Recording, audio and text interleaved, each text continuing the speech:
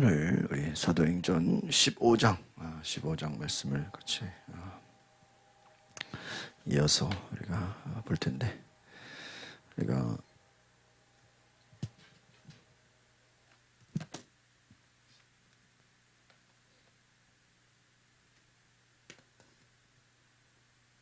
사도행전 15장을 다시 이제 말씀을 복습을 하면서 말씀을 드리면, 예루살렘 회의가 있었다 그랬죠. 초대교회가 직면했던 중요한 신학적인 논쟁이 있었다라는 거예요. 그래서 예루살렘 공의를 통해서 유대인과 이방인 신자들 사이에 갈등을 해결하는 과정이 있었다고 말씀을 드렸습니다. 그래서 초대교회의 정체성과 복음의 보편적인 적용에 대한 이 전환점, 이 초대교회의 정체성이 유대인으로 머물러 있는 것이 아니라 이제 이방인의 선교로 어떻게 되는 거예요? 확장된다는 것입니다. 그래서 안디옥 교회에서 갈등이 있었다 그랬죠. 이방인들이 다수 포함된 교회인데 바울과 바나바가 사역하던 중심지였습니다. 그런데 유대에서 온 몇몇 사람, 이들은 율법주의자입니다. 율법주의자들이 이방인 신자들에게 모세 율법에 따라 할례를 받아야 구원을 받을 수 있다. 그러니까 예수 그리스도를 믿지만 복음만 가지고 안 되고 뭐도 있어야 돼요? 모세의 율법을 따라 할례를 받아야 구원을 받는다라고 조건을 또 달게 된 겁니다. 그래서 여기에 이제 바울과 바나바는 찬성했을까요? 반대했을까요? 반대를 했다. 그러니까 논쟁이 벌어집니다. 이때 문제를 해결하기 위해서 바울과 바나바 그리고 몇몇 사람들이 예루살렘에 가서 사도들과 장로들에게 이 문제를 논의하자, 그렇게 모임을 갖는 것이, 한번 따라합시다. 예루살렘 공의회. 예루살렘 공의회라는 것이. 그래서 바울과 바나바가 이방인들 사이에서도 복음이 얼마나 효과적으로 전달이 되고 복음이 전해지고 열매 맺는 놀라운 일이 있다라고 예루살렘 교회에다 보고를 하는 거예요. 그러니까 이 유대인들은 자기들만 예수 믿고 구원받는 줄 알았는데, 이제 이 복음이 누구에게 전해진다고요? 이방인들에게까지 막 복음이 전해지면서 이방인들이 복음을 막 잘 받아들이고 막 예수님 영접하고, 좋아 안 좋아요? 얼마나 좋아. 이방인들이 예수님 영접하고 막 성령 받고, 예수님만 영접하는 게 아니라 회개하고 뭐를 받아요? 성령을 받아요. 그러니까 막 방언을 말하고 막 예언을 하고 막 놀라운 일들이 일어나는 거예요. 그런데 이것을 바리새파 출신의 신자들은 그것만 가지고는 안 된다. 자기들은 유대인 어렸을 때부터 뭐를 지켰어요? 율법을 지켰다. 그러니까 너 이방인들도 이제 예수 믿고 그리스도인이 됐냐? 그러면 할례를 받고 율법을 지켜야 한다. 자기들이 지키는 율법을 똑같이 어떻게 해요? 너희들도 지킨다고 강요를 하는 거예요. 이때 이것을 가지고 사도들과 장로들이 모여서 심도 있게 논의를 합니다. 이때 베드로가 자신의 경험을 이야기해요. 그러니까 베드로였기 때문에 가능했던 거야. 그러니까 바울과 바나바만 데리고는 이게 되지가 않아요. 왜? 이 사람들은 처음부터 누구만 복음을 전했어요? 이방인들만 복음을 전했기 때문에. 그렇잖아요. 쉽게 말하면 일반 목회자랑 선교사들이랑, 일반 목회자들은 교회를 상대로 하는 거고 선교사들은 선교지 가서 선교하는 사람들인데 관점이 같아요, 달라요? 다르잖아. 그러니까 목회자이면서 선교사는 자기 선교사 얘기만 할 거고 목회자는 목회자 얘기만 한단 말이에요. 입장이 다르죠. 그런데 목회자이면서 선교를 경험한 거, 예를 들면 그게 누구예요? 베드로인 거예요. 근데 베드로는 우리가 얼마 전에 봤다시피 헤롯이 가두어서 감옥에 집어넣어서 뭐 하려고 그랬어요? 죽이려고 했단 말이에요. 근데 그가 살아났잖아. 그러니까 생각해보면 그가 살아난 것은 오늘 이 예루살렘 공의회를 위한 일이 아니었겠나 싶어요. 왜? 베드로가 자신의 경험을 얘기하는 거예요. 사도행전 10장에 어디를 갔어요? 고넬료 가정을 갔단 말이에요. 그래서 하나님께서 자기도 처음부터 이방인 집 가고 싶었나요? 아니요. 베드로도 철저하게 유대인이기 때문에 이방인들을 멀리하려고 그랬어요. 이방인들하고 교제하지 않았어요. 이방인들은 부정하다 여겼단 말이에요. 그런데 고넬료 가정에 가서 이방인들에게도 성령을 부어 주신 것을 증언했다라는 거예요. 그러니까 여러분 얼마나 놀랍습니까? 이 베드로가 이방인들에게도 성령을 부어 주시는 것을 경험했다. 그러면서 구원이라는 것은 15장 11절 율법의 행위가 아니라 무엇으로? 주 예수의 은혜로 말미암는 것이다. 그러니까 율법의 행위가 아니다. 이 말은 뭐예요? 내 힘으로 되는 것이 아니다. 그러니까 율법주의의 맹점은 뭐예요? 에? 누가 했다는 거예요? 내가 했다는 거야. 율법은 선한 것이지만 그 율법에 매이게 되면 하나님의 은혜가 아니라 자꾸 누구를 높이게 돼요? 자기를 높이게 돼요. 내가 이렇게 했다. 내가 이렇게 했다. 자기를 인정받으려고 하고 자기의 공로를 주장하게 된다. 그러나 구원이라는 것은 율법의 행위가 아니다. 예수의 은혜로 말미암는 것이다. 그래서 바울과 바나바는 여기다가 이제 덧붙여서 하나님께서 이방인들 가운데 얼마나 놀라운 표적이 나타나는지 거기서 귀신이 떠나가고 막 병든 자가 고침받고 성령 받고 놀라운 이방인들에게도 성령이 역사하고 복음의 능력이 나타나는지를 뭐하는 거예요? 설명하는 거예요. 강조합니다. 이때 이제 예수님의 형제 야고보 앞에서 그 순교당한 야고보 말고요. 거긴 야고보요 아니고 예수님의 형제 동생 야고보 예루살렘 교회의 지도자인 야고보가 구약의 예언 아모스 9장 11절 12절을 인용하면서 따라합시다. 이방인들도 하나님께 돌아오는 것이 성경에 예언된 일이다. 아모스 9장 11절 12절을 통해서 이방인들 역시 하나님께 돌아오는 것이 성경에 예언된 일이다 하는 거예요. 그래서 이 당시 예루살렘 교회의 지도자 야고보가 이제 결론을 내리는 거예요. 공의회에서 이방인 신자들에게 율법을 강요하지 않는 대신 우리가 율법을 억지로 뭐 할래 받으라고 강요하지는 않겠다. 그런데 한번 따라합시다. 4가지 금지사항. 그래서 우상의 제물을 먹지 말아라. 우상에게 바쳐지는 음식. 그러니까 이방인들은 어때요? 너무나 막 율법이 없으니까 어떤 기준이 없죠. 막 우상 숭배니 뭐 여러 가지 뭐 어떤 기준이 없어요. 그래서 우상의 제물을 먹지 마라. 또 음행을 피하라. 이것은 결국은 우상 숭배를 하지 말라. 또 목매어 죽인 것, 피가 완전히 빠지지 않은 고기를 먹지 말아라. 또 피를 멀리해라. 이것은 이방인 신자들에게 율법의 짐을 지우지는 않지만 유대인 신자들과 따라합시다. 공동체적인 조화를 도모한다. 뭐를 도모한대요? 공동체적인 조화. 그러니까 율법 지키라고 할례 받으라고 강요는 안 할게. 그 대신 너희들이 우상에게 바쳐진 거 그거 먹으면 되는데 먹지 마. 쉽게 말하면 제사 지내지 마. 고사 지내지 말고 무당 찾아가지 말고. 왜? 이 사람들은 유대교는 유일신이잖아. 유일하신 하나님이잖아. 그 근본이. 그런데 이 헬라 문화 이방인들은 뭐야? 다 신교야, 다 신교. 곳곳에 우리 일본처럼 여기도 신이 있고 저기도 신이 있고. 그러니까 예수도 믿고 성령을 받았지만 율법 안 지켜 내버려 두면 예수도 믿고 뭐예요? 에? 무당도 찾아가고 예수도 믿고 에? 고사 지내고 예수 믿고 막 그럼 되냐고. 여러 가지 자연을 숭배하고 막 이런 자기들의 과거 예습관을 버리지를 못하니까. 그러니까 너희들이 율법에 대한 강요는 하지 않지만 먹는 거 이런 거 조심해라. 피를 멀리하고 피가 완전히 빠져 먹지 우상점을 먹지 말고 우상 숭배하지 말고 이런 하나님을 섬기는데 방해가 되는 것들은 철저히 어떻게 해라? 결국은 이들을 거룩한 삶을 살아라 이거죠. 그렇죠? 그러니까 우리가 당연히 성령을 받으면 하나님의 뜻에 합당하게 가게 돼 있죠.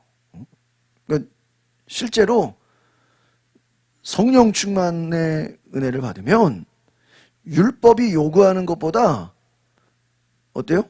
더 많은 것을 헌신하게 됩니다. 믿으십니까?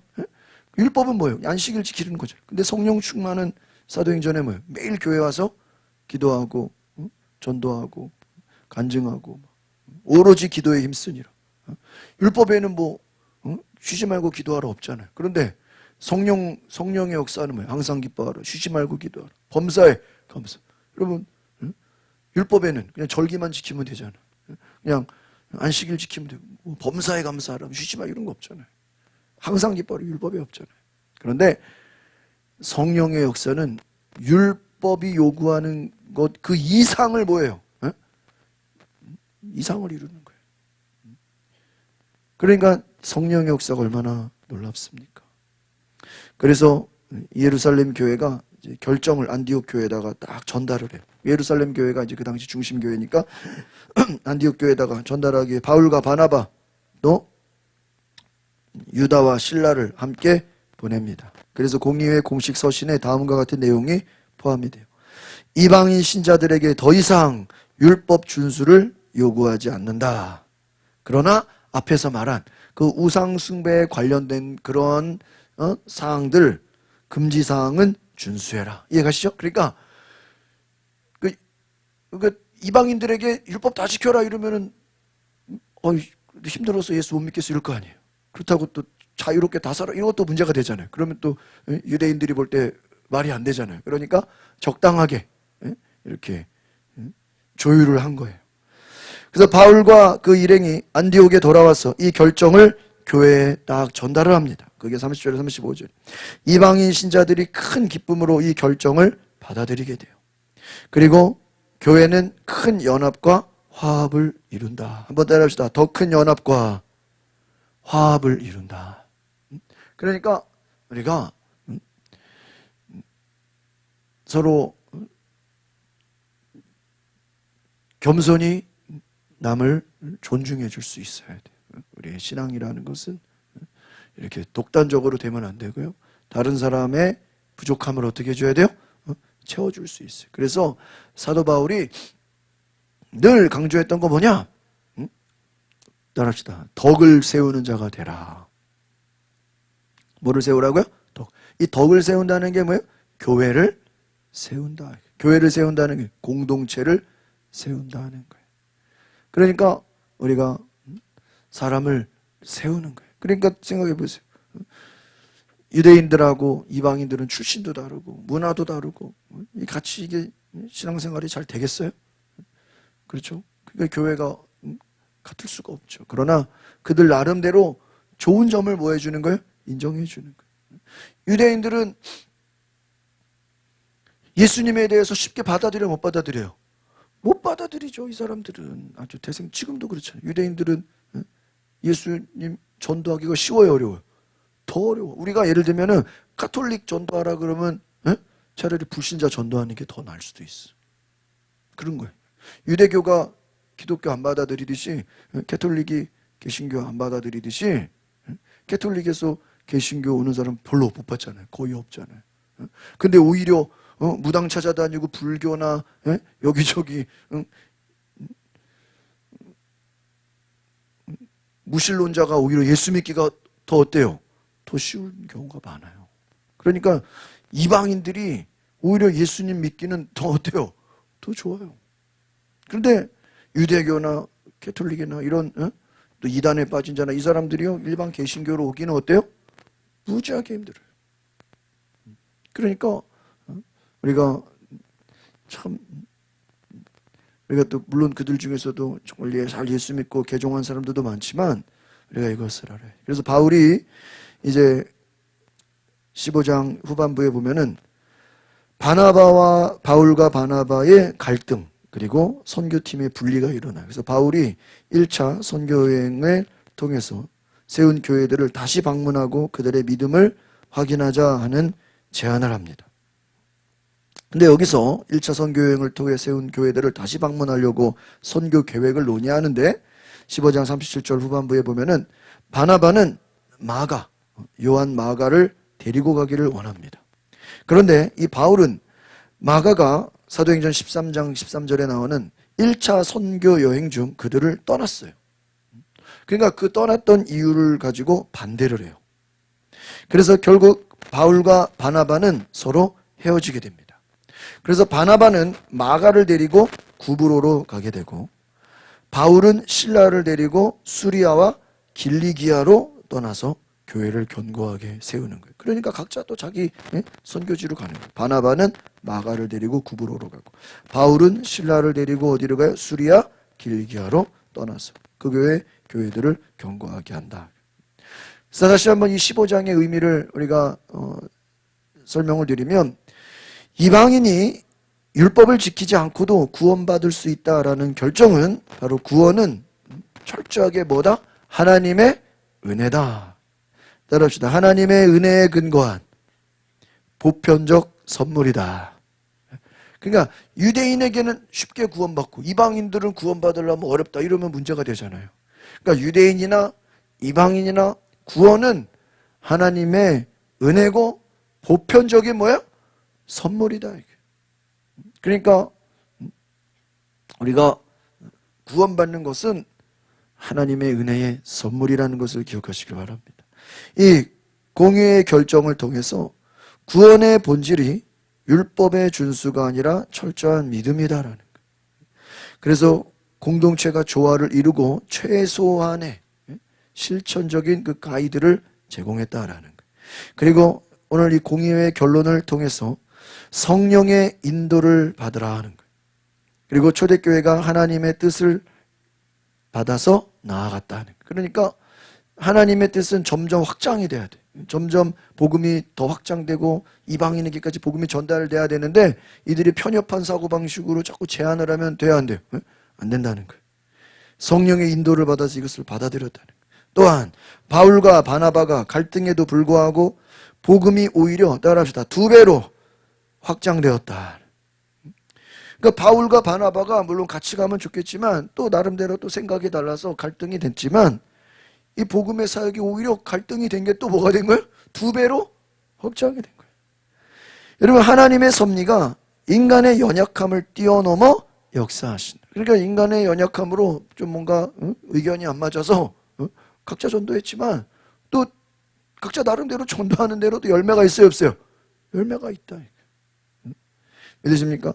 그래서 오늘 우리가 여기서 15장에서 핵심적으로 기억할 것은, 우리 한번 따라합시다. 구원은 은혜로 말미암는다.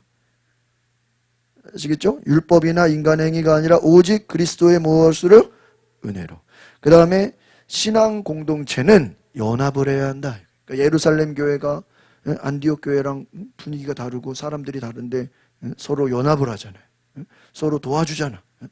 우리는 유대인 교회니까 이방인 교회는 니들 알아서 해라, 이렇게 무관심하지 않았다네. 서로 연합을 했다. 그래서 예루살렘 공의의 결정을 통해서 서로 다른 배경을 가진 신자들이 연합을 해서 복음을 위해 함께 나아갔다. 그러니까 문화는 다르지만, 선교의 방향도 다르고 인종도 다르지만 두 교회가 어떻게 했다고요? 서로 연합했다. 그래서 나중에 보면요, 지금은 이제 예루살렘 교회가 대단하죠. 나중에 바울이 막 여기저기서 1차, 2차, 3차 전도하면서 엄청 이방인들 교회가 많이 세워지는데 예루살렘 교회가 어려움을 당한 거예요. 그러니까 바울이 어떻게 했겠어요? 다른 그 이방인들 교회에 헌금을 걷어가지고 어디로 가져가는 거예요? 예루살렘. 그런데 이 예루살렘 교회가 유대인들이니까 뭐가 세요? 자존심이 세요.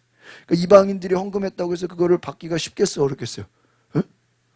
쉽지 않죠. 왜? 뭐가 있으니까요? 자존심이. 우리가 메인 교회인데 말이야. 그래서 잘 안 받으려고. 그러나 바울이, 야, 그래도 너희들 때문에 우리 이방인들에게도 뭐가 세워져요? 교회가 세워지지 않아요. 너희들이 그래도 중심 교회 아니냐. 바울이 가서 도와주는 거예요. 얼마나 은혜롭습니까? 여러분, 교회는 서로 연합한다 하는 거예요. 그래서 바울과 바나바가 서로 나눠줘도 복음 전파는 더 넓게 확장된다. 이것이 바로 하나님의 뜻이다. 또한 공의의 결정을 통해서 인간의 논리가 아니라 성령의 인도를 받아서, 교회가 중요한 것은 성령의 인도를 받아야 된다. 믿으십니까? 그래서 사도행전 15장은 오늘 초대교회가 이방인 선교와 율법 문제를 해결하면서 복음의 본질, 그리스도의 은혜, 그리고 교회의 연합, 이것이 중요한 전환점을 제공한다라는 것입니다. 그래서 오늘날의 교회도 서로 문화가 다르고 전통이 다르고 여러 가지 구성원들의 또 출신이 달라도 서로 뭐 할 수 있어야 돼요? 연합할 수 있어야 된다. 그래야 하나님 나라가 확장된다는 거예요. 그 다음 이제 사도행전 16장으로 가겠습니다. 16장은 이제 바울의 2차 선교 여행 중에서 중요한 사건을 다룬다. 그래서 이제 그 팀이 확장이 되고요. 성령의 인도를 받고 이제 유럽으로 선교하게 되고 하나님이 역사하시는 모습을 보게 돼요. 그래서 16장 초반에 누가 나온다 그랬죠? 디모데가 합류합니다. 어디서요? 루스드라에서. 루스드라에서 디모데를 만나는데 이 바울이 루스드라에서 디모데를 만나서 이 디모데는 어제 말씀드렸죠. 어머니는 어느 나라? 어머니는 무슨 인이에요? 유대인. 아버지는 헬라인. 그러니까 혼혈이죠. 그래서 어머니 유대인, 아버지 헬라인 사이에서 태어나서 또 그 어머니 유니게 외조모 로이스로부터 신앙 교육을 받았습니다. 그래서 디모데는 지역 교회에서 칭찬받았던 신실한 청년입니다. 그래서 바울의 사역에 동참하기 위해 할례를 받고 또 이방인을 위한 구원이 율법과 무관하다는 그 복음을 고수하면서 유대인들의 반감을 최소화하려는 전략적인 선택을 갖게 돼요. 그래서 이 바울 일행이 예루살렘 공의의 결정을 이제 교회에 전달하면서 이제 복음이 확립이 됩니다. 그래서 교회들이 믿음으로 굳건해지고 그 숫자가 증가한다. 그러니까 이제 이 안디옥 교회 또를 비롯한 많은 이방인들 교회에다가 신학적인 그런 정립을 해준 거예요. 구원은 오직 그리스도의 뭐예요? 은혜로 받는 것이다. 그래서 이제 바울이 이제 성령의 인도를 받아서 이제 선교 여행을 가는데 우리 아시아, 소아시아 지역에 복음을 전하려고 했지만 성령께서 어떻게 했어요? 그들을 막으셨다 그랬죠. 그래서 이어서 비두니아로 가려고 했지만 누가 허락하지 않았어요? 예수의 영이 허락하지를 않았어요. 결국 또 드로아로 가려고 했지만 이는 하나님이 바울 일행을 어디로 끌고 가요? 유럽으로 이끌어 버려요. 그러니까 자기들은 아시아로 가려고 했지만 소아시아 가려고 했는데 하나님은 어디로 가요? 유럽으로. 유럽으로 왜 가요? 거기서 누구를 만나게 하려고? 에? 누구? 에? 글쎄요, 누구예요? 루디아. 이 드로아에서 바울은 밤에 환상을 봅니다. 그래서 마게도니아 사람 하나가 나타나서 우리를 도와주십시오. 환상 가운데 그 음성을 듣게 됩니다. 이것을 통해 바울이 유럽으로부터 복음을 전하는 것이 유럽의 복음을 전하는 것이 하나님의 뜻이다. 이것을 깨닫고 즉시 순종을 합니다. 그러니까 참 바울이 대단했던 건 자기 생각과 자기 계획과 자기 또 나름대로 꿈이 있었지만 하나님이 계시하시고 환상을 주시고 어떤 말씀을 주실 때 곧바로 그것을 어떻게 해요? 받아들이고 순종하게 되는 줄 믿습니다.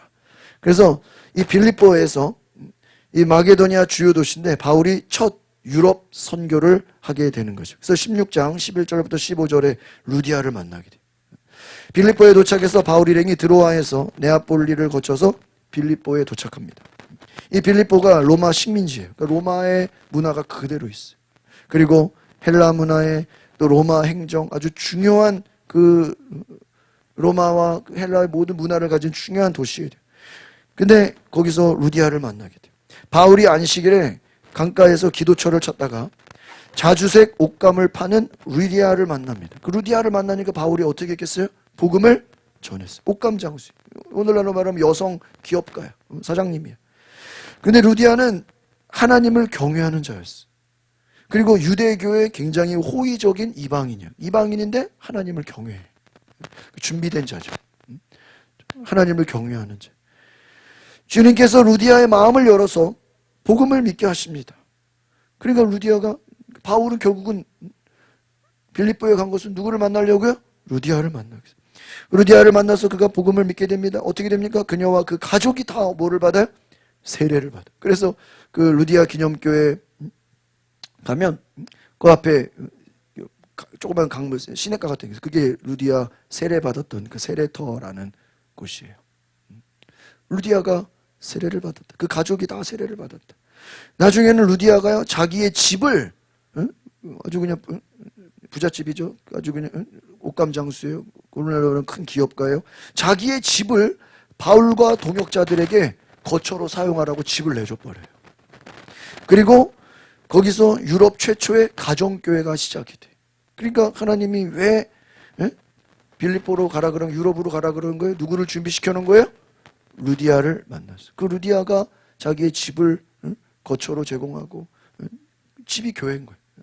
자기 집을 그냥 교회로 쓰라고 여기서 숙식도 하고 다 하라고 그냥 바울 일행에게 제공을 하는 거예요.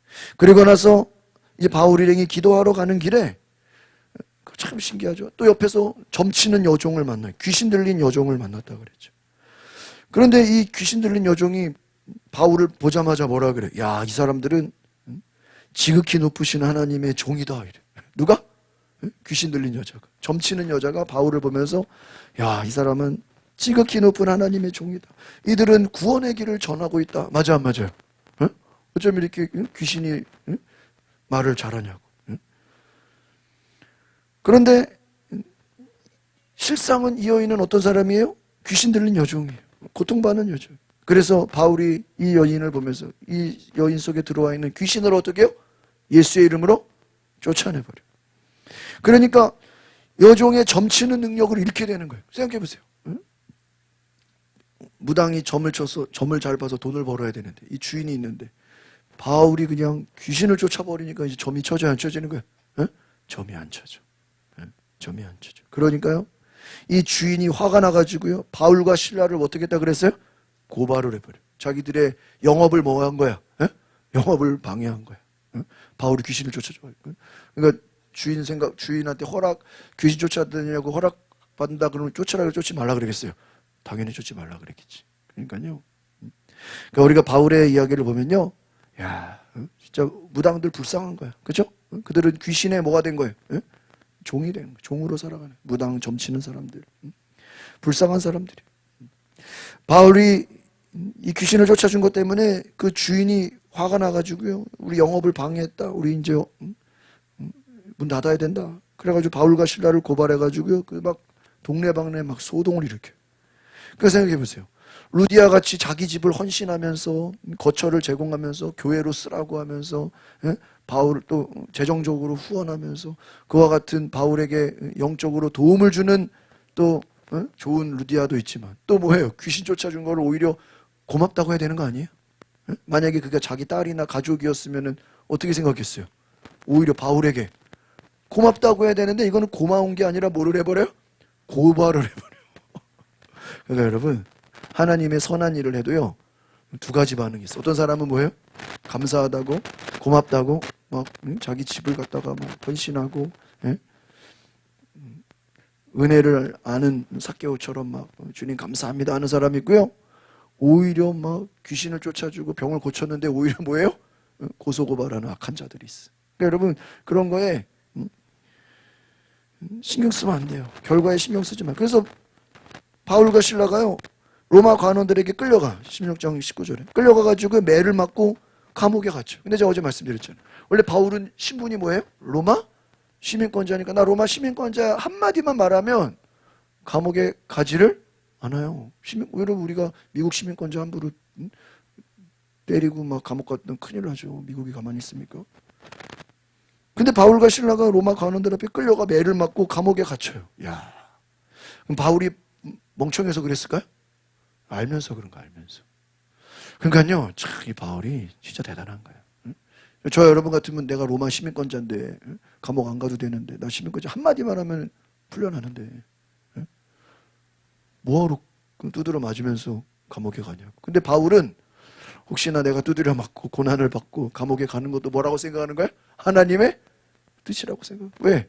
자기는 아시아로 가려고 그러는데 하나님이 뭐예요? 유럽으로 가라고 방향을 틀어버렸잖아.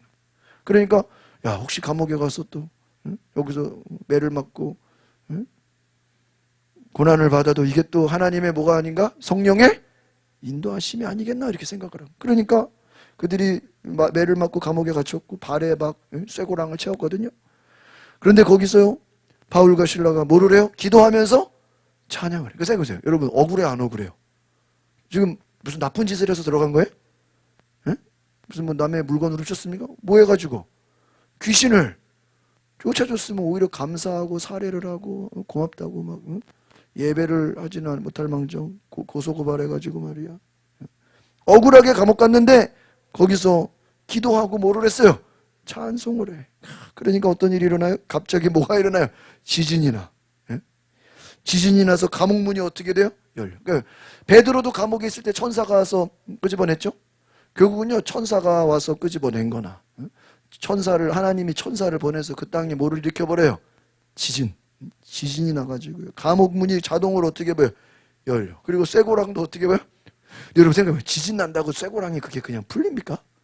예? 그게 얼마나 단단한데. 그죠? 땅이 흔들리는 거 아니에요. 감옥 문은 뭐 열려. 그런 쇠고랑도 풀리니까 이거는 쉽게 말하면 하나님이 천사를 보내서 어떻게 한 거예요? 다 풀어버린 거죠.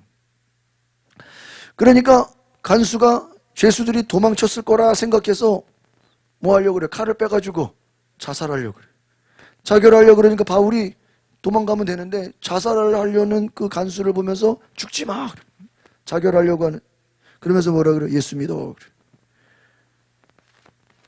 그리고 야 우리가 그런 거죠. 야 안 도망갈게 그냥. 우리가 도망가면 간수가 이제 책임을 져야 되니까. 야 죽지 마. 그리고요 간수가 두려움 속에 바울과 실라 앞에서 엎드려요. 그럼 내가 어떻게 해야 구원을 받습니까? 그러니까 바울이 뭐라 그래요? 주 예수를 믿으라. 그리하면 너와 내 집이 구원을. 아니 감옥에 들어왔다가 지진 나고 문이 열리는 바람에 어떻게 된 거예요? 간수를 뭐 하게 된 거예요? 복음을. 그러니까 생각해보죠. 억울하게 감옥에 갔지만 영적으로 보면 왜 간 거죠? 왜 간 거예요? 그 간수에게 복음을 전하라는 하나님의 뭐예요? 인도하심이 있는 거예요. 아까 말한 거죠. 유럽에 왜 갔어요? 누구 만나려고? 루디아를 만나려고. 그러니까 하나님의 역사는 만남을 통해서 이루어져요. 그래서 하나님이 사람을 보내서 누군가를 뭐 하게 만들어요? 만나게. 그럼 그 만남을 통해서 하나님은 그 일을 하신다. 그러니까 루디아가 복음을 듣고 그 가족이 다 세례를 받고 예수를 믿었죠. 이 간수도 예수를 믿고 그 가족이 다 세례를 받고 구원을 받았다. 할렐루야. 얼마나 놀랐어요. 다음 날 이제 간원들이 바울과 실라를 석방하려고 그래. 로마 시민권을 쓰는 거야. 바울이 자신들은 로만 시민권자인데 불법적으로 우리가 매를 맞았다. 맞아 안 맞아요? 미리 얘기했어야지. 감옥에 갇혔다 이걸 얘기하는 거예요.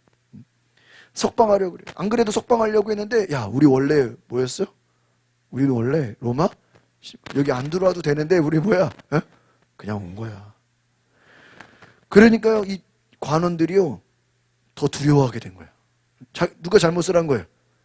여기도 잘못. 이미 지금 때리고 감옥에 집어넣었잖아요. 그러니까 지금 바울이 맘만 먹으면 얘네들을 자기를 집어넣은 이 관원들을 로마에다가 뭐 할 수 있어요? 고발할 수 있는 거예요. 그러면 난리 나는 거예요. 그러니까요 미안합니다. 용서해 사과하는 거예요. 우리가 잘못했다고. 오히려 지금 자기들이 모르고 가뒀다고. 그리고 석방을 받습니다. 나중에 바울과 실라가 루디아 집으로 다시 돌아와서 형제들을 만나고 위로해. 감옥 갔다가 얼마나 고생했어. 그래서 성도들을 위로하고 빌립보 교회를 설립해요. 빌립보 교회. 그래서 이 빌립보 교회는 바울의 사역에 큰 힘이 되는 교회로 성장을 해요. 그 기반이 누구예요? 루디아나. 그 하나님은 바울을 유럽에 보낸 것이 루디아를 통한 빌립보 교회를 세우게 하신 줄 믿습니다. 그래서 이 사도행전 16장에 4가지 사건, 디모데가 합류를 함으로 인해서 팀이 강화가 되고 선교에 좋은 동역자가 생기고 아시아로 가려고 했지만 하나님이 어디로 틀어버렸어요? 유럽으로 들었어요. 이것을 따라합시다. 성령의 인도하심. 그 다음에 빌립보로 갔죠. 거기서 루디아가 회심하죠.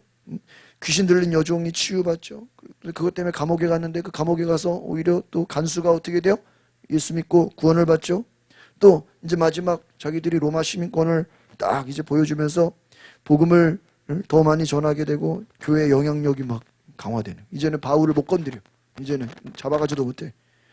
여러분 여기서 우리가 깨달을 수 있는 것은 따라합시다. 하나님의 인도하심에 순종합시다. 성령께서 아시아의 길을 막으신 것은 유럽에서 복음을 전하는 하나님의 계획이 있었다는 거예요. 그러니까 우리는 내 계획도 중요하지만 무엇을 알아야 돼요? 하나님의 계획하심을 알아야 돼요. 하나님의 뜻은 복음이 더 확장되는 거예요. 그 다음에 바울과 실라는 따라합시다. 고난 속에서도 하나님을 찬양하라. 여러분 억울해 안 억울해요? 억울하잖아. 선한 일을 해가지고 감옥에 갔잖아. 매를 맞고. 아니 때리기는 왜 때려? 잘못한 거. 그런데 매를 맞고 억울한데도 하나님을 뭐 했어요? 찬양해서. 찬양하는 가운데 뭐가 일어나요? 지진이 일어나. 기적이 생겨요.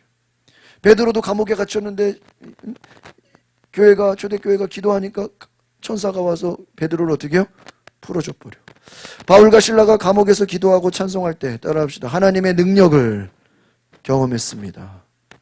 하나님의 능력을, 간수와 그 가족들이 또 회심을 하게 되고 전도하는 역사가 일어나. 주 예수를 믿으라, 너의 가족이 구원을 받으리라. 여러분 따라합시다. 복음은 모든 사람에게 열려 있습니다. 그러니까 이 모든 사람이라는 건요, 부자도 있고 가난한 사람도 있고 남자 여자 모든 사람. 루디아는 아주 부자야, 사업가예요. 또 귀신 들린 여자는요, 사회적인 약자야. 그렇잖아요. 여종이잖아요, 여종. 그러니까 복음은 부자 루디아에게도 전해지고요, 또 사회적인 약자, 이 귀신 들린 여종 얼마나 불쌍해요. 그에게도 복음이 어떻게 된 거예요? 전해진 거예요. 또 간수, 이 사람은 중산층이야, 그냥 일반 공무원이야. 간수에게도 복음이 전해졌어. 그러니까 이 말은 뭐예요? 복음은 부자나 가난한 사람이나 중산층이나 모든 계층에 어떻게 돼요? 다 전해진다. 또 바울은 로마 시민권을 사용해서 이제는 공식적인 석방을 요구함으로 인해서 교회의 권리를 보호해. 니들이 이제 나 함부로 건들지 마. 교회를 딱 세워버리고 로마 시민권을 보여줘. 이제는 감옥에 데려가 못 데려가? 못 데려가요. 이제부터는 본격적인 복음 전파를 위한 전략을 갖게 되는 거예요. 그러니까 이 사도행전의 16장의 내용을 보면요, 하나님의 주권 아래서 모든 게 진행된다는 거예요. 그러니까 우리가 성령 충만이 뭐냐? 결국은 성령의 충만함이라는 것은 하나님이 이끄시는 방향에 민감하게 반응하는 거예요. 아시겠습니까? 그러려면 기본적으로 겸손해야 돼. 그래야 하나님의 뜻에 우리가 뭐 할 수가 있어요? 만약에 하나님이 유럽으로 가라는데 끝까지 어디로 가겠어요? 아시아로 갈 거 아니에요. 또 인간적인 고집이 셌으면은 감옥에 들어갔을 때 억울하다고, 왜 내가 감옥 가야 되냐고 막 불평하고 원망하고 막 또 뭔가 이게 안 맞잖아요. 그러니까 바울과 실라가 참 겸손한 게, 감옥에 들어가든 억울한 일을 당하든 유럽을 가든 무엇을 따랐다는 거예요? 하나님의 인도하심을 따랐다. 그래서 초대교회가 다양한 상황 속에서도 하나님의 능력과 보호를 경험하게 된다. 결국은 많은 사람들에게 복음을 전해지게 된다. 그래서 성령의 인도함을 받고, 또 찬양의 능력, 찬양하면 하나님의 기적이 일어나요. 또 믿음의 능력을 통해서 많은 가정들이 예수를 믿고 돌아오는 역사가 일어난 줄 믿습니다. 그리고 이제 사도행전 17장을 가겠습니다. 사도행전 17장은 바울의 2차 선교 여행이에요. 그래서 데살로니가, 베레아, 아덴이라는 건 아테네입니다. 그리스 아테네, 베레아, 데살로니가 다 그리스인데, 여기에 복음을 전하는 내용이 이제 사도행전 17장에 나와 있어요. 이 17장은 바울이 유대인과 헬라인, 이제 철학자, 아테네 하면 철학의 도시 아니에요. 그리스의 수많은 사람들에게 복음을 전하는, 그래서 그 내용들을 쫙 전하는데요. 17장 1절부터 9절의 내용은 데살로니가에서의 사역입니다. 그래서 유대인의 회당에서 1절부터 4절까지 유대인의 회당에서 복음을 전하는 거예요. 바울과 실라가 암피폴리와 아볼로니아를 지나서 이제 데살로니가에 도착을 합니다. 이 데살로니가는 로마 제국의 주요 상업도시, 무역의 중심지, 그리고 유대인의 공동체와 회당이 있어요. 데살로니가. 지금도 그 이름이 데살로니가예요. 똑같이. 그래서 이 바울이 관례대로 회당에서 복음을 전하기 시작합니다. 바울이 어떻게 복음을 전하냐? 3주 동안 성경을 해석합니다. 그리고 예수님의 고난과 부활이 구약 성경의 성취다, 이것을 증거합니다. 그래서 바울은 그리스도께서 고난을 당하시고 죽은 자 가운데서 살아나셔야 한다, 이것을 강조하게 되는 것입니다. 사도행전 17장에 한번 2절 3절을 볼까요? 2절 3절, 17장 2절 3절 시작. 바울이 자기의 관례대로 그들에게로 들어가서 새 안식일에 성경을 가지고 강론하며, 또 뜻을 풀어 그리스도가 해를 받고 죽은 자 가운데서 다시 살아나야 할 것을 증언하고 이르되, 내가 너희에게 전하는 이 예수가 그리스도다. 그래서 예수님의 고난과 부활을 통해서 구약 성경의 성취가 예수 그리스도다. 그리스도께서 반드시 고난을 당하시고 죽은 자 가운데서 살아나셔야 한다, 이것을 말하면서 예수가 그리스도다. 따라서 예수가 그리스도다. 예수님이 고난받고 죽은 자 가운데서 살아났다. 예수님의 십자가와 부활을 증거한 거예요. 일부 유대인과 많은 경건한 헬라인, 이방인들이, 그리고 특별히 귀부인들이 바울의 메시지를 믿고 따르게 돼요. 4절 읽어볼까요? 시작. 그 중에 어떤 사람 곧 경건한 헬라인 큰 무리와 적지 않은 뭐 귀부인도 권함을 받고 바울과 실라를 따르나. 또 5절 봅시다. 시작. 그러나 유대인들은 시기하여 저자의 어떤 불량한 사람들을 데리고 때를 지어 성을 소동하게 하여 야손의 집에 침입하여 그들을 백성에게 끌어내. 그렇죠. 이거 보세요. 항상 복음에는요, 여러분 이걸 하셔야 돼요. 그 복음에는 이것을 기쁘게 아멘하고 받아들이는 사람도 있지만 또 무슨 엉뚱한 소리냐, 무슨 말도 안 되는 소리냐 하고 뭐예요? 돌 던지고 죽이려고 하는 사람이 있다. 여러분 예수님 때도 똑같아요, 안 똑같아요? 예수님 때도 복음을 전하는데 유대인들은, 율법주의자들은 저 예수를 뭐예요? 죽이자 그러죠. 그런데 오히려 이방인들이나 또 다른 복음을 처음 듣는 사람들은 또 예수님을 따르고 복음을 영접하고 복음을 받아들이죠. 스데반이 설교할 때도 수많은 사람들이 마음에 찔려 어떡할까, 베드로가 설교할 때도 어떻게 하면 우리가 회개할까, 복음을 받아들이는 사람도 있지만 또 어떤 유대인들은 돌을 들어 베드로든 스데반이든 돌 던져서 뭐예요? 그들을 죽이려고 해요. 그러니까요, 우리가 이 모든 사람을 만족시키는 복음은 없는 거예요. 아시겠습니까? 그러니까 명확한 거예요. 그러니까 복음은 쉽게 말하면 빛을 비추는 거예요. 빛을 비추면 이 사람이 진짜인지 가짜인지가 뭐 하는 거예요? 드러나는 거예요. 감별하는 거예요. 감별. 그래서 믿지 않는 유대인들은 그냥 회개하면 되는데 가만히 있질 않죠. 시기심으로 소동을 일으켜요. 그래서 불량배들을 동원해가지고 도시를 막 소란스럽게 만들어. 그러니까 앞에서 말한 바울이 복음을 전할 때 이것을 받아들인 귀부인들, 이방인들, 수많은 또 경건한 자들은 할렐루야 아멘하고 받아들이지만 한쪽에서는 뭐예요? 왜 복음을 전하냐고 막 소동을 일으키고, 그들은 바울 일행이 머물고 있는 야손의 집을 습격을 해. 얼마나 악해요. 습격을 해가지고요, 야손과 다른 신자들을 관원에게 끌고 갑니다. 이야. 그래가지고 이 유대인들은 바울이 가이사에게 반역하는 다른 왕 곧 예수를 전한다고 고발을 해요. 왜 이렇게 고소고발을 많이 당합니까? 그래가지고요, 이 5절, 6절 한번 읽어볼까요? 5절, 6절 시작. 그러나 유대인들은 시기하여 저자의 어떤 불량한 사람들을 데리고 때를 지어 성을 소동하게 야손의 집에 침입하여 그들을 백성에게 끌어내려고 찾았으나. 아니 여러분 보세요. 바울과 실라가 불량 사람들을 데리고 가서 막 때를 지어서 소동을 했습니까? 무슨 나라를 시끄럽게 했습니까? 아니죠. 말도 안 되는 소리라는 거예요. 6절을 봅시다. 시작. 발견하지 못하며 야손과 그 형제들을 끌고 읍장들 앞에가 소리질러 이르되 천하를 어지럽게 하던 이 사람들이 여기도 있음에. 그래가지고요, 7절 봅시다. 야손이 그들을 맞아들였도다. 이 사람들이 다 가이사의 명을 거역하며 말하기를 다른 임금 곧 뭐예요? 예수라 하는 이가 있다 하더라. 그러니까 예수를 뭐라고 고백하는 거예요? 가이사에게 거역하는 자, 예수 믿는 자들을 향해서 그 로마 황제를 뭐예요? 거역하는, 대적하는 것이라고 막 죄를 덮어 씌우는 거예요. 가이사에게 반역하는 다른 왕 예수를 전파한다. 지금 이들이 오늘날로 말하면 지금 국가 이 네로 황제 로마를 섬기지 않고 반역을 음모하고 있다. 이런. 야손은 보석금을 내고 석방을 하게 됩니다. 그리고 나서 이제 10절부터 15절까지는 베레아에서 사역을 하게 되는데, 이 베레아 사람들은 말씀을 열심히 탐구하는 사람들이.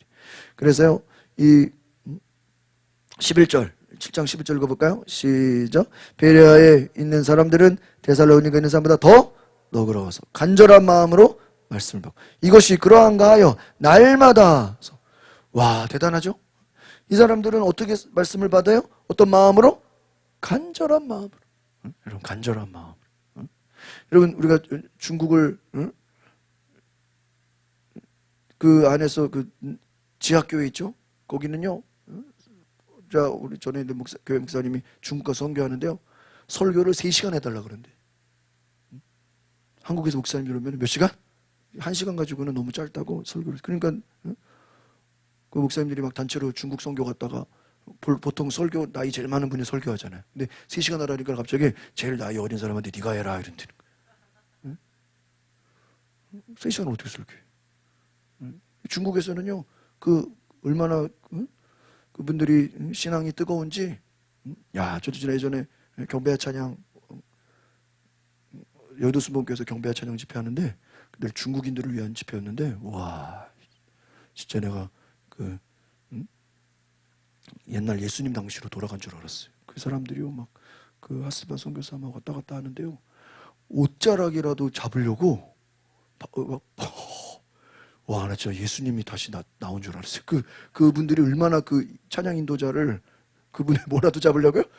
옷자락에다 그냥 지나가지를 못하게.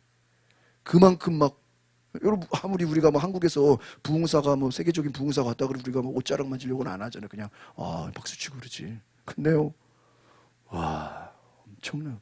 그러니까, 너무너무 사모해. 이 중국의 지하교회 사람들이. 이 베레아도 그런 거지. 정말 하나님을 사모하는 자들이었다. 말씀을 갈망하는 자들이었다. 밤에 바울과 신라가 박해를 피해서 이제 더 이상 안 되니까. 그러니까 박해를 받으니까 또 딴 데로 가야죠. 베레아에 갔는데 데살로니가보다 작은 도시입니다. 근데 유대인의 회당이 있어요. 회당에 가서 말씀을 전하는 거예요. 근데 베레아 사람들이 바울의 말씀을 열린 마음, 따라서 열린 마음. 그리고 그들이 날마다 성경을 묵상하고 바울의 이야기를 들으면 성경으로 또 확인을 하고 이들의 진지한 태도. 베레아 사람들이 데살로니가서 더 너그러워서 너그럽다는 게 비판적이지 않고 마음이 어때요? 열려있다. 그래서 여기서 많은 유대인들, 헬라인 또 귀부인들이 어떻게 돼요? 은혜를 받게 된다. 그래서 이 베레아 사람들이 12절 읽어봅시다. 12절 시작. 그 중에 믿는 사람이 많고 또 헬라의 귀부인과 남자가 적지 아니하니. 그러니까요, 또 13절 보세요. 시작. 데살로니가에 있는 유대인들이 또 바울이 하나님 말씀을 베레아에서 전하는 줄 거기 가서 또 뭐를 해요? 소동을 해요. 아니 가만히 있으면 되지. 바울이 딴 데 가서 지금 복음을 전하는데 또 아까 그 사람들이 또 쫓아와가지고 뭐예요? 방해를 해. 아니 데살로니가에서 온 유대인들은 베레아까지 쫓아와가지고요, 군중을 데리고 와가지고 소란을 일으키면서, 자기들이 소란을 일으키면서, 누가 소란을 일으켰대요? 바울이 소란을 일으켰다. 그러니까 바울이 또 어떻게 하겠어요? 얘네들에게 잡히면 어떻게 돼요? 또 골치 아파지잖아요. 그 박해를 피해서 또 떠나게 됩니다. 그래서 실라와 디모데는 베레아에 남는 거예요. 박해를 피해 바다로 떠나버려요. 그래서 바울은 아테네로 이동을 합니다. 실라와 디모데가 나중에 너희들은 와라. 너희는 좀씩 남아라. 바울은 아테네로 가는 거예요. 그래서 16절부터 34절까지는 아테네, 그리스 아테네 있죠. 거기는 완전 우상숭배 천지죠. 신전이 있고 막 철학과 그런 더 힘든 도시죠. 우상숭배가 가득한 그 아테네에서 바울이 또 복음을 전합니다. 이 아테네는 철학과 예술의 중심지, 가장 수많은 우상이 가득한 도시. 바울은 도시 곳곳에 있는 우상들을 보면서 마음이 격분해져요. 왜 이렇게 우상이 많냐? 가는 곳마다 우상이구나. 17장 16절을 한번 볼까요? 16절 시작. 바울이 아덴에서 그들을 기다리다가 그 성에 우상이 가득한 것을 보고 마음에 뭐예요? 격분해. 화가 난 거예요. 뭐가 가득해서요? 뭔 우상이 이렇게 많냐? 지금까지 우상이 이렇게 많냐? 17절 시작. 회당에서는 유대인과 경건한 사람들과 또 장터에서는 날마다 만나는 사람들과 변론하니 18절 어떤 에피쿠로스 스토아 철학자들도 바울과 증론하세요. 어떤 사람은 이르되 이 말쟁이가 무슨 말을 하고자 하느냐 하고 어떤 사람은 이르되 이방신들을 전하는 사람인가 보다 하니 이는 바울이 뭐예요? 예수와 부활을 전하기 때문이다. 그래서 그를 붙들어 아레오바고에 가며 말하되 내가 말하는 이 새로운 가르침이 뭐냐? 우리가 알 수 있겠느냐? 그러면서요, 바울이 복음을 전하게 되는 거예요. 그러니까 회당에서 유대인과 경건한 헬라인들에게 아고라 장터에서 만나는 사람들과 토론을 하면서 그러니까 여러분 그냥 복음을 전하는 게 아니라 뭘 하는 거야? 토론을 한다. 토론이라는 거는 이게 지금 신이 무엇인가 지금 막 토론을 하는 거야. 여러분 에피쿠로스, 스토아학파, 쾌락주의자, 금욕주의자 이 철학자들과 논쟁을 하는 거예요. 그러니까 여러분 논쟁을 하려면 배경 지식이 있어야 돼, 없어야 돼? 여러분 우리가 철학자들하고 논쟁을 하려면 철학을 알아야 될 거 아니에요. 무식해가지고 대화가 안 되잖아요. 그러니까 바울이 똑똑한 거예요. 그러니까요, 이 철학자들하고 논쟁을 하고요. 그러니까 사람들이 볼 때, 야, 저 새로운 신을 또, 새로 나온 신을 또 전하는, 왜 신이 너무 많으니까. 바울이 또 새로 나온 신을 또 전하는구나. 관심을 보이는 거예요. 근데 바울은 누구를 전하는 거예요? 예수와 부활에 대해서 전하는 거예요. 아레오바고에서 설교합니다. 철학자들은 이 바울을, 이 아레오바고가 뭐냐, 법정과 학문 토론이 이루어지는 장소인데, 거기서 이제 세우는 거예요. 왜냐면은 이 아테네라는 곳은 철학과 문화의 예술의 도시이기 때문에 누군가 어떤 새로운 것을 이렇게 전하면 또 뭔가 어디서 새로운 게 나왔구나 하고 호기심을 갖는 거예요. 그러니까 예수를 믿으려고 온 게 아니라 어떤 또 새로운 뭔가가 또 새로운 철학이 어떤 또 뭔가 새로운 것을 듣는 데는 호기심, 관심이 많았어요. 그래서 이 바울은 알지 못하는 신이라는 제목으로 새겨진 제단을 말하면서 자신이 그 하나님을 전한다라고 말합니다. 그래서 뭐라고 얘기냐? 하나님은, 따라합시다, 온 우주의 창조자이시고 인간의 손으로 만든 신전에 거하지 않는다는 거예요. 여러분, 그 아테네 가면 파르테논 신전, 어마어마하게 그 신전. 그 신전이 뭐예요? 우상 숭배하는데요. 우상 숭배. 그 신전에 자기들의 우상을 지들이 뭐 조각 같은 거 갖다 놓고 여기에 뭐가 있다는 거예요? 신이 있다. 그래서 그 신전을 제가 가서 보니까 제일 산 꼭대기에다가 세운다는 거예요. 제일 꼭대기. 그러니까 우리 한국 서울 말하면 뭐 남산이나 북한산 제일 높은 데다가 뭐를 세워요? 신전. 그 지역의 제일 높은 산. 거기다가 신을. 그러니까 그거 얼마나 힘들겠어요. 그런데 하나님은 신전에 거하지 않는다. 모든 인류는 하나님께로부터 왔고 하나님은 우리에게 생명과 호흡을 주시는 분이다. 또 하나님은 사람들에게 회개를 명하신다. 인간은 다 뭐야? 죄인이다. 그 회개는 예수 그리스도의 부활을 통해 모든 사람을 심판의 날을 정하셨다. 복음을 전하는 거예요. 그래서요, 이 뒤에 볼까요? 바울이 이제 아레오바고에서 복음을 전하는 내용을 보게 됩니다. 이와 같이 우리 29절 한번 보십시오. 17장 29절 뒤를 볼까요? 시작.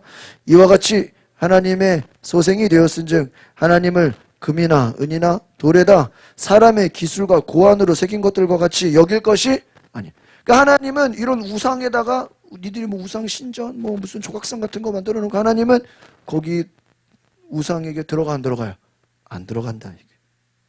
니들이 뭐 돌 같은 거 돌멩이 만들어 놓고 뭐 조각 같은 거 예술 작품 만드는 그게 신이라고 하는데 그거 아니다. 그래서 30절 복음을 전합니다. 시작. 알지 못했던 시대에는 하나님이 간과하셨거냐. 야, 니들이 무식할 때는 그냥 하나님이 무식하면 용감하다고 몰랐을 때는 하나님이 그냥 지나갔어. 그런데 이제 바울을 통해서 복음을 전해줬죠. 그러니까 어떻게 돼요? 어디든지 사람에게 다 명하사 뭐하라? 회개하라. 이제 내가 너희들 그동안에는 몰라가지고 온갖 만물상을 우상으로 속였는데 이제는 내가 와서 전한다. 뭐하라? 회개하라. 회개하지 않으면 어떻게 돼요? 31절 시작. 이는 정하신 사람으로 하여금 천하를 공의로 심판하는 날을 작정하시고 이에 그를 죽은 자 가운데서 다시 살리신 것으로 모든 사람에게 믿을 만한 증을. 그러니까 바울이 전했던 건 어디를 가나 그리스도의 죽음과 뭐예요? 부활을 전하는 거예요. 그러면서 우리는 회개해야 된다. 회개를 통해서 예수 그리스도의 부활을 통해 모든 사람을 심판의 날을 정했다. 그러니까 심판 날이 정해져 있다. 회개하지 않으면 심판을 받는다. 그러니까 사람들의 반응은 또 어떻게 될까요? 죽은 자의 부활에 대해 듣고 일부 사람들은 막 비웃었다는 거야. 야, 부활이 어딨냐? 죽으면 끝이지. 응? 그 아테네 가면은 제일 먼저 그 가는 데가 그 무슨 올림픽 뭐 처음 뭐 했던 거기 경기장 하나. 제가 두 번째로 가는 데가 소크라테스. 예? 소크라테스 철학자였죠. 거기 뭐 무덤인가를 가요. 그래서 앞에서 가이드가 소크라테스 관심도 없는데 소크라테스에 대해서 한 30분 이상을 얘기해요. 근데 조금만 무덤 있어, 무덤. 그건 무슨 철창 같은 무덤이 감옥 있어, 감옥. 그래가지고 소크라테스 막 한참 했는데 별 관심도 없는데 막 그냥 엄청나게 얘기해. 여러분 철학자들 뭐 한만 있으면 뭐예요? 그들은 예수를 모르잖아요. 진리를 모르잖아요. 죽은 자의 부활에 대해서 사람들은 비웃고, 근데 어떤 사람들은요 비웃는 사람도 있고 어떤 사람은 더 듣고 싶은 사람도 있다는 거예요. 그래가지고 몇몇 사람은 바울을 따라 예수를 믿었을까요? 안 믿었을까요? 믿어요. 그래서 구원받는 역사가 나타나요. 뒤에 이야기를 볼까요? 32절 시작. 그들이 죽은 자의 부활을 듣고 어떤 사람은 뭐예요? 조롱도 하고, 어떤 사람은 뭐예요? 이 일에 대해 내 말을 다시 듣겠다. 어떤 사람은 조롱하고 어떤 사람은 다시 듣겠다라는 건 뭐예요? 관심이 있다. 야, 좀 더 얘기해줘. 응? 야, 관심이 있다. 그래서 33절 시작. 이에 바울이 그들 가운데서 떠나매 몇 사람이 그를 가까이 하여 믿으니 그 중에는 아레오바고 관리 디오누시오와 다말이라 하는 여자와 또 다른 사람들도 있어요. 그러니까 여러분 보세요. 바울이 복음을 전한다고 해서 그 복음을 듣는 모든 사람이 다 믿는 거예요? 아니죠. 어떤 사람은 뭐예요? 조롱하고, 어떤 사람은 또 죽이려고 그러고, 어떤 사람은 막 잡아가려고 그러고 감옥에 가두고, 또 어떤 사람들은 어때요? 믿어요. 그러니까 우리가 전도라는 거를 우리가 넓게 생각해야 돼. 전도가 해도 안 되는 게 아니야. 안 되는 사람도 있고 뭐예요? 되는 사람도 있는 거예요. 그죠? 그러니까 우리가 전도가 어렵다고 생각하시면 안 돼요. 우리는 안 되는 사람만 만나서 그래. 그러니까 되는 사람을 만나면 돼요, 안 돼요? 되는 거예요.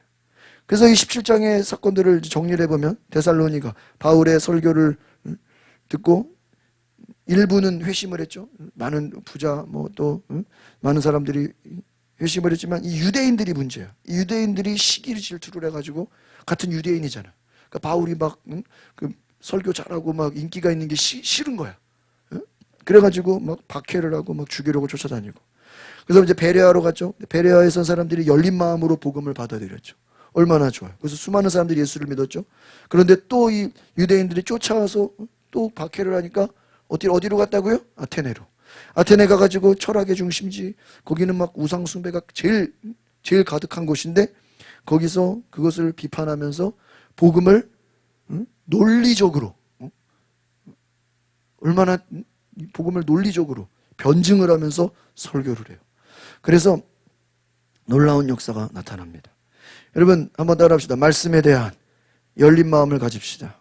우리가 베레아 사람들을 생각해 볼 때 우리가 하나님 말씀에 열린 마음을 가져야 돼. 깊이 열린 마음. 그리고 바울이 이 아테네에서 특별히 철학과 논리적인 대화를 통해서 복음을 변증한 것처럼 우리가 복음은 모든 사상과 문화를 초월하는 하나님의 진리다. 그러니까 우리가 세상 철학과 과학 앞에서 복음이 우리가 주눅들 필요가 없어요. 얼마든지 우리가 세상 철학과 인문학 여러 가지를 다 갖고 와도 우리는 부활을 증거하는, 왜? 세상에 받은 철학과 이성과 무슨 과학은 부활이 없잖아요. 근데 우리는 예수 그리스도께서 부활하신다. 그리고 살아계신 하나님이시다. 이것만 가지고도요 놀라운 은혜를 전하는 거예요. 그리고 데살로니가에서 박해를 받았죠. 베레아에서도 또 어려움이 있었죠. 그러나 계속해서 어려움이 있지만 바울은 또 가는 곳마다 뭐를 전해요? 복음을 전해요. 그래서 철학적인 논쟁과 여러 가지 핍박 속에서도 하나님의 계획이 이루어졌다. 그리고 바울의 설교는 뭐냐? 따라합시다. 회개의 메시지를 전하라.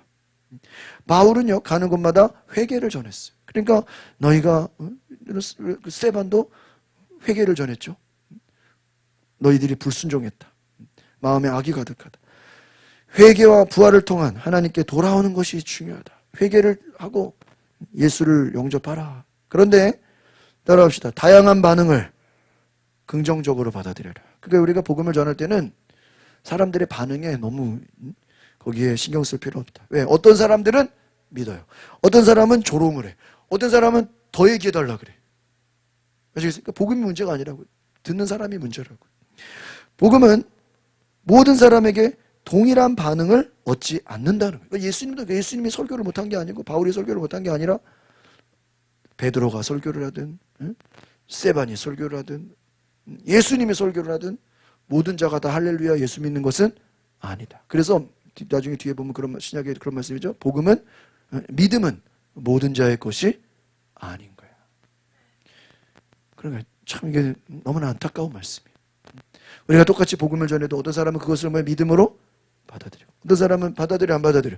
안 받아들여. 그러니까 이 사도행전 17장을 통해서 바울이 다양한 지역에서 복음의 문화를 전하지만 말씀의 능력과 성령의 역사를 의지해서 나가지만 여전히 복음은 우리가 사도행전에서 계속 얘기하는 게 뭐예요? 복음은 열심히 전하는데 그 복음에는 뭐가 따라와요? 예상치 못한 고난과 박해가 어떻게 해요? 따라온다. 그렇다고 해서 하나님이 능력이 없냐? 아니야. 하나님은 또 더 크게 역사하셔. 아시겠습니까? 그러니까 우리가 복음을 전할 때 때문에 우리가 중단하면 돼야 안 돼요? 안 된다. 끝까지 싸워 이기시기를 바랍니다.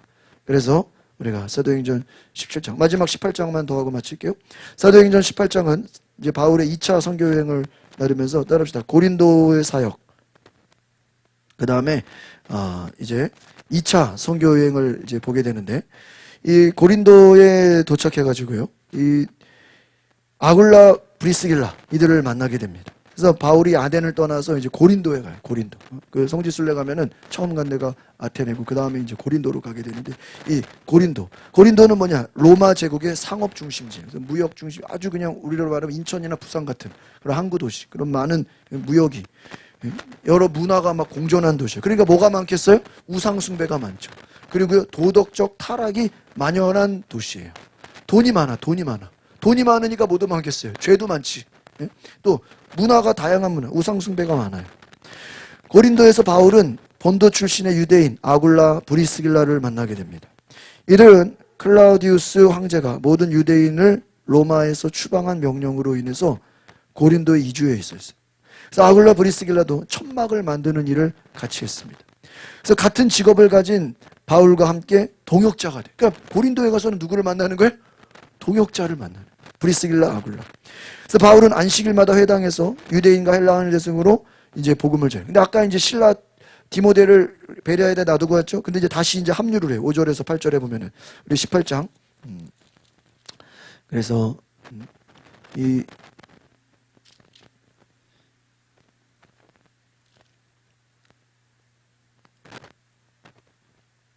5절을 같이 볼까요? 5절 시작. 신라와 18장 5절 시작. 신라와 디모데가 마게도냐로부터 내려오매 바울이 하나님의 말씀에 붙잡혀 유대인들에게 예수는 또 뭐야? 그리스도라 밝히 증언하니 이렇게 돼.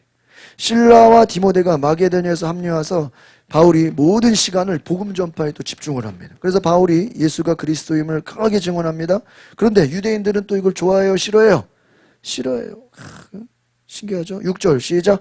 그들이 대적하여 비방하거늘 바울이 어떻게 해요? 옷을 털면서 이르되 너희 피가 너희 머리로 돌아가게 나는 깨끗하니라. 이후에는 이방인에게로 가라. 그러니까 유대인들은요 엄청 즐겨요. 복음을 들어 안 들어요? 안 들어요. 그래서 바울은 너희 피가 너희 머리로 돌아간다. 나는 이방인에게 갈 것이다. 바울은요 디도 유스도라는 경건한 이방인의 집에서 사역을 하기 시작합니다. 그래서요 이 10절 거기서 옮겨 그렇죠. 7절 볼까요? 7절 시작. 거기서 옮겨 하나님을 경외하는 디도 유스도라 하는 사람의 집에 들어가니 그 집은 회당 옆이라. 8절 또 회당장 그리스보가 온 지방과 더불어 주를 믿으며 수많은 고린도 사람들도 믿어 뭐를 받아요? 세례를 받더라. 할렐루야. 그러니까요 디도 유스도라는 집에서 경건한 이방인의 집에서 사역을 하는데 그 회당장 그리스보 온 집안이 믿고 많은 고린도 사람들이 세례를 받아요. 놀라운 역사죠. 그런데 주님께서 밤에 또 환상으로 바울에게 나타나 격려합니다. 9절 10절 시작. 밤에 주께서 환상 가운데 바울에게 말씀하시되 두려워하지 말며 침묵하지도 말아라. 10절 내가 너와 함께 있음에 어떤 사람도 너를 대적하여 해롭게 할 자가 없을 것이니 나는 이는 이 성중에 내 백성이 많음이라. 할렐루야. 어떻게 말씀하셨어요? 환상 가운데 밤에. 여러분 얼마나 바울이 놀랍습니까? 그 막 고난을 받고 핍박을 받으면서 또 이동해서 또 복음 전하고 또 고난을 받으면 또 이동해서. 그러면서요 이 9절 10절 말씀을요 이 약속의 말씀을 1년 6개월 동안 붙잡고 고린도에서 말씀을 가르쳐요. 몇 개월요? 1년 6개월. 11절 시작. 1년 6개월을 머물며 그들 가운데서 하나님의 말씀을 가르치. 뭐 때문에? 이 환상을 받겠다는 거야. 야 하나님이 야 여기서는 네가 할 일이 많아. 여기서는 구원받을 사람이 많아.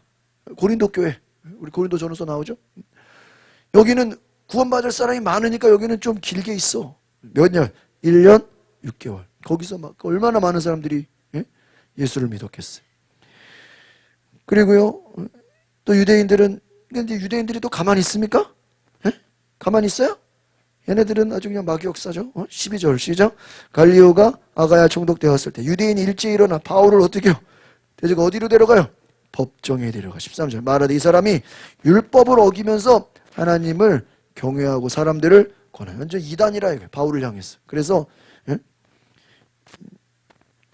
막 지금 여러 가지 또 고발을 합니다. 유대인들이 바울을 고발하면서 바울이 율법을 어겼고 율법에 어긋난 방식으로, 그죠? 자기들이 볼 때는 모세 율법 할례를 지키지 않아도 예수만 믿으면 뭐를 받아? 구원을 받아. 그러니까 유대교랑 어긋나 안 어긋나? 어긋나. 유대교는 율법을 지켜야 구원받는다고 얘기하는데 자기들은 율법이 아니라 예수로 구원을 받는 게 어긋나죠.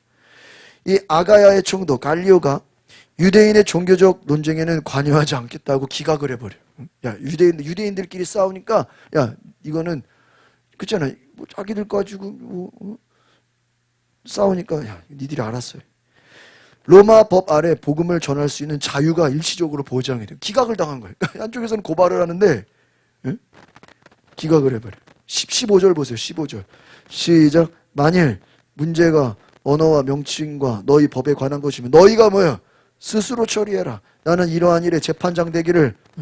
그러니까 로마의 지배 아래 있으니까 유대인들이 지들이 뭐 사람을 죽일 수가 없으니까 로마의 힘을 빌려서 바울을 뭐하게 감옥에 가두고 죽이고 막 그렇게 집어넣으려 그런 거죠. 그런데 재판장이 뭐라 그래요? 야, 나는 이거 신경 안 써. 니들끼리 알았어요. 그래서 법정에서 쫓겨내버려요. 그리고 모든 사람이 법정 앞에서 잡아 때리고 이 일을 상관하지 아니하니라. 좋아요, 안 좋아요? 좋아요. 그래가지고요, 개의치 않는 거예요. 유대인들은 갈리오의 판결에 분노합니다. 그 유대인들은 이 분노가 많은 사람들이에요. 분노해서 소수대네 이 새 회당장을 폭행했어요. 갈리오는 이것을 또 개의치 않아요. 이야, 법정 앞에서 쫓아내니까 소수대네를 잡아가지고 막 때려. 와, 근데 때리든 말든 또 뭐 해버려? 신경 안 써버려. 그리고 나서 이제 18절에 가면은 이제 에베소로 갑니다. 그래서 바울이 고린도에서 1년 6개월을 보내고 나서 브리스길라 아굴라와 함께 에베소로 갔는데 바울이 겐그레아에서 머리를 깎아요. 이것은 그래서 아마도 서원과 관련된 행동이다라고. 서원, 뭔가를 서원. 이 민수기 6장에 나오는 나시린의 서원과 비슷한 것입니다. 에베소에서 바울이 회당에서 유대인들과 논쟁하면서 복음을 전합니다. 유대인들이 더 오래 머물러 주세요. 여기서 또 에베소에서 더 머물러 가달라고. 그러니까 머리를 깎았어요. 그런데 19절 보겠습니다. 19절 시작. 에베소에 와서 그들을 거기 머물게 하고 자기 회당에 들어 유대인들과 변론하니 20절 시작. 여러 사람이 더 오래 있기를 청하되. 아니 고린도에서 1년 6개월이 됐어요. 근데 에베소에 가서도 막 에베소도요 엄청나게 그 학문의 도시거든요. 엄청 멋있는 화려한 도시인데 거기서 더 오래 있기를 청한데 바울이 허락해 안 해요. 허락 안 해요. 그리고 21절 시작. 작별하여 이르되 만일 하나님의 뜻이면 너희에게 돌아오라고 배를 타고 에베소로 어떻게 떠나버려요. 야, 그래가지고요 유대인들이 더 오래 머물기를 원했지만 바울은 나는 예루살렘으로 가야 한다. 나는 예루살렘으로 가야 한다. 그리고 떠나게 됩니다. 그러나 하나님의 뜻이면 다시 올 수도 있다. 그렇게 약속을 합니다. 그래서 바울은 가이사랴를 거쳐서 안디옥에 돌아가서 2차 선교 여행을 마무리하게 돼요. 그래서 18장 23절부터는 따라합시다. 3차 선교 여행. 3차 선교행이 시작돼요. 바울은 잠시 안디옥에 머물고 갈라디아와 부르기아 지역을 다니면서 지체들을 굳건하게 세우는 사역을 하게 됩니다. 그래서 안디옥에 내려가서 우리 23절 볼까요? 시작. 얼마 있다가 떠나 갈라디아와 부르기아 땅을 차례로 다니며 모든 제자를 굳건하게 했다 하는 거예요. 그리고 이제 마지막 이제 24절부터 28절에는 아볼로가 나옵니다. 이 아볼로는 누구냐? 알렉산드리아 출신 유대인으로 학문이 뛰어나고 성경에 능통한 자다. 언변이 좋고 말을 잘해. 성경에 능통하다. 그런데 25절 읽어볼까요? 시작. 그가 일찍이 주의 도를 배워 열심으로 예수에 관한 것을 자세히 말하며 가르치나 문제는 뭐예요? 요한의 세례만 알았다. 그 요한의 세례만 알았다는 건 뭘 몰랐다는 거예요? 성령의 세례는 몰랐다는 거예요. 그래서 알렉산드리아 출신 유대인으로 학문이 뛰어나고 성경에 능통한데 열심히 예수에 대해 전파했으나 요한의 세례는 알았고 복음에 대한 지식이 불완전했다. 그래서 브리스길라와 아굴라는 아볼로를 따로 데려가서 하나님의 도를 정확하게 가르쳐요. 25절 시작. 그가 일찍이 주의 도를 배워 열심으로 예수에 관한 것을 자세히 말하며 가르치나 요한의 세례. 26절 그가 회당에서 담대히 말하기 시작하니 늘 브리스길라와 아굴라가 듣고 데려가다가 하나님의 도를 정확하게 풀어 이르더라. 이 하나님의 도가 예수 그리스도죠. 그래서 이제 아볼로의 사역이 강화가 됩니다. 그래서 아볼로는 성도들의 추천을 받아서 아가야로 가서 사역을 이어갑니다. 그래서 격려하고 영접하라 그렇게 말하죠. 그리고 마지막 28절 시작. 이는 성경으로서 예수는 그리스도라고 증언하며 공중 앞에서 힘있게 유대인의 말을 이기미러라 이렇게 말해요. 그래서 아볼로는 성도들의 추천을 받아서 아가야로 가서 사역을 합니다. 그리고 성경을 통해 예수가 그리스도다 이 말을 잘하는 자잖아요. 또 성경에 능통하잖아요. 결국 그런데 하나님의 도를 몰랐는데 브리스길라 아굴라가 도와줘가지고 그들이 이제 유대인들에게 찾아가서 예수가 그리스도다라는 것을 강하게 얘기했다라는 거예요. 그래서 이 사도행전 18장을 정리해보면 결국은 고린도에서 아굴라 브리스길라의 동역을 통해서 동역자가 생겼죠. 그리고 디도 유스도 그리스도가 회심하게 되고 또 주님의 그 환상의 말씀을 들었다 그랬죠. 그 말씀을 통해서 고린도에서 1년 6개월을 갖게 되고 복음 전파에 갈리오가 야 니들끼리 알아서 해. 이거는요 바울에게 날개를 달아준 거야. 그러니까 아무리 복음을 전해도 이제 뭐를 안 당해? 에? 재판장에 끌려갈? 왜? 같은 유대 민족이 자기를 괴롭혔는데 이제 복음 전파에 자유 보장. 좋아 안 좋아요? 안 끌려가 이제. 더 이상 유대인들이 못 건드려. 그래가지고 거기다가 아볼로를 만나가지고 또 제자 훈련을 시키고 교육을 시키고 결국은요 이 바울의 사역에는 하나님이 동역자를 예비했다. 그게 누구예요? 아굴라, 브리스길라, 또 실라, 디모데. 그러니까 바울의 사역은 혼자 되는 게 아니라 누가 있어야 돼요? 동역자가 있어야 돼. 또 고린도에서 많은 박해와 두려움 속에서도 하나님이 환상을 보여주면서 내가 너와 어떻게 있겠다? 함께 있겠다 그랬죠. 이 환상을 보여주고 이 바울이 유대인과 이방인 모두에게 그러니까 오늘 28장에서는 아까 유대인도 얘기했죠. 안디옥에서 에베소에서 막 유대인들이 막 바울 보고 더 오래 있어달. 유대인들은 보통 말씀 듣기를 좋아해 싫어해요. 싫어하는데 에베소에서는 거꾸로 유대인들이 뭐예요? 복음을 좀 더 얘기해달라고. 더 얘기해달라고. 그러니까요 너무나 새로운 역사가 일어났어요. 문화와 신분을 초월해서 하나님의 구원을 선포하게 된 거예요. 그래서 브릭스라 아굴라가 결국은 아볼로를 훈련시켜가지고 더 많은 효과적인 복음을 전하게 됩니다. 결국은 따라합시다. 하나님의 주권적인 계획. 결국은 갈리오의 판결을 통해서 로마 제국 안에서 얼마든지 복음을 전할 수 있는 자유를 갖게 된 거예요. 이것이 하나님의 섭리예요. 하나님의 은혜예요. 만약에 그 갈리오의 판결에서 그렇죠? 만약에 바울이 어떤 감옥에 갇히거나 어떤 또 매를 맞거나 또 고난을 받으면 또 복음 전하기가 쉽겠어요? 어렵겠어요? 어렵잖아요. 그런데 니들끼리 알아서 해라. 유대인들은 니들이 알아서 해라. 나는 재판하지 않겠다. 기각을 해버리는 바람에 복음 전파를 자유를 얻어서 이것도 역시 하나님의 주권적 섭리다. 따라합시다. 하나님의 주권적 섭리. 그래서 이 사도행전 18장은 결국은 고린도 교회가 1년 6개월 동안 엄청나게 세워지고요. 이 복음이 헬라 전역으로 그냥 다 확장이 되고요. 많은 수많은 동역자들이 만들어지고 하나님의 또 약속이 환상을 통해서 하나님의 음성을 듣게 되고 복음을 끝까지 전하게 되고 교회와 수많은 사람들에게 복음을 전하게 된다. 할렐루야.